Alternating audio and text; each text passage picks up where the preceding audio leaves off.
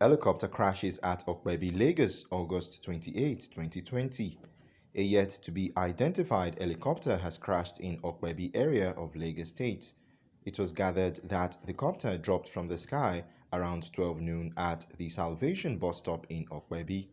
Public Relations Officer of the Lagos State Emergency Management Agency, Nosa Okunbor, confirmed the incident to our correspondent in a telephone conversation. Yes, it just happened. The helicopter crashed in Opebi around 12 p.m. LASEMA operatives are on our way to the incident site. I'll give you more updates, he said.